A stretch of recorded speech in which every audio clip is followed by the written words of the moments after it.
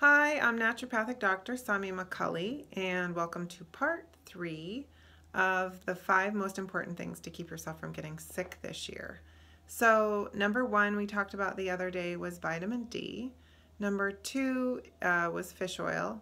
And now number 3 is probiotics. So, why are probiotics so important in preventing illness? Well, we all know probiotics, we take them for our gut health, and about 80% of our immune system is located in our gut. So obviously, put 2 and 2 together, it's important. So our first line of defense on the outside that we can all see is our skin. So what do? We wash our hands to make sure that maybe we don't have a bacteria or virus on our hands before we stick it in our mouth to stop us from getting sick. So once a bacteria or virus is in our mouth, what's the next way to prevent it? We want to make sure that the mucosal barrier is very strong. So while we can see that the outside of our body is our skin, our gut is actually on the outside of our body as well, even though we can't see it. And that is because it's an open system. If you can put something in your mouth and it will travel all the way to the other end and can come out. So it's actually the outside of your body. And to keep this outside strong, what you need to do is to provide yourself with lots of different and varied probiotics so that you can provide a strong mucosal barrier, and so that barrier prevents the pathogens from getting inside. It's the first place that things can be tagged and your immune system can start attacking. So if that gets missed and they just slip right through, like if you have a leaky gut, then you're more likely to get sick. So I just wanted to give you a couple of examples of situations where I've used probiotics and also have discussed or have given advice to another person.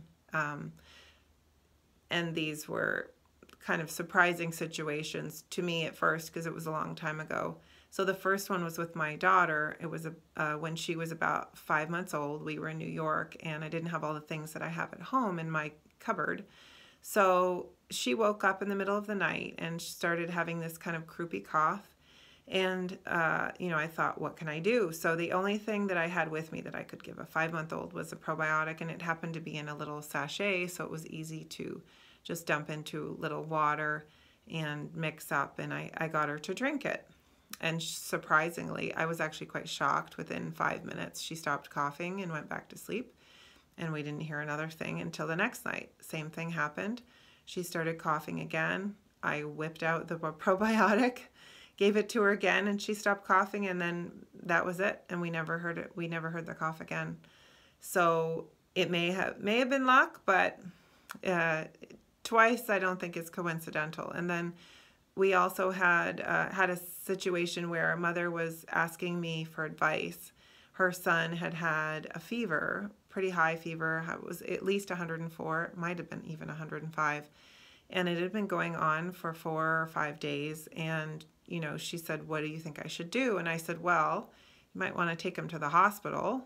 And she said she didn't want to. So I said, well, why don't you do this? What do you have at home? So she told me one of the things she had was probiotics, and she'd been giving them to him.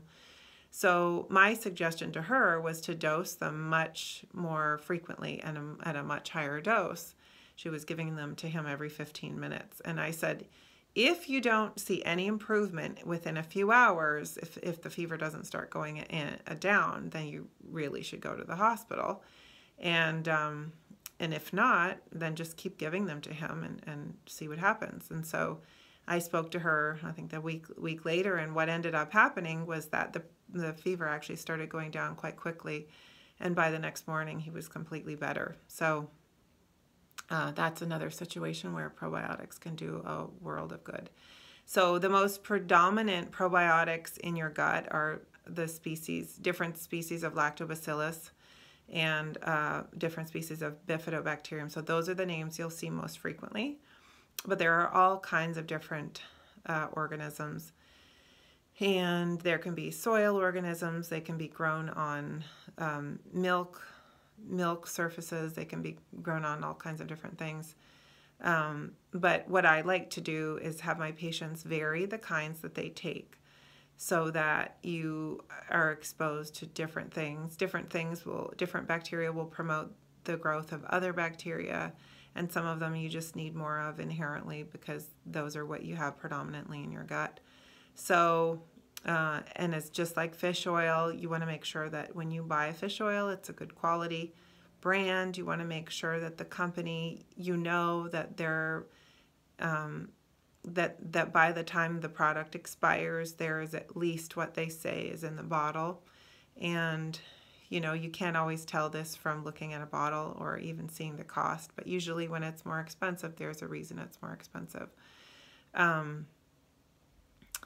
The other thing I will say is that I've been recommending probiotics to my patients for years for helping to prevent illness. And it's the one thing that I will give my kids other than vitamin D. Fish oil, yes, too, to my kids, but probiotics are the big thing. Like when I know something's going around, if somebody's sick at school, or you know, going to the park is always a little risky. You never know who's been there. So we just load them up with probiotics. If it's in a capsule, I just open the capsule and dump it into a little almond milk with a few drops of stevia. And they love to drink it, and usually does the trick. So if you're ever in a bind and you're not sure what to do and you have some probiotics at home, might as well give it a try. I also like to at least double and sometimes triple dose the probiotics when I know there's really something going around. You have billions and billions and billions of bacteria in your gut, and most probiotics don't have, you know, more than 30 billion. I have one in my office that's 100 billion, and that maybe one probiotic would be good enough. But for the other ones, it's always good to increase the dose. Anyway, so something to think about. I hope this was helpful, and I hope you have a great Thanksgiving, and I'll be talking about number 4 the next time. Take care.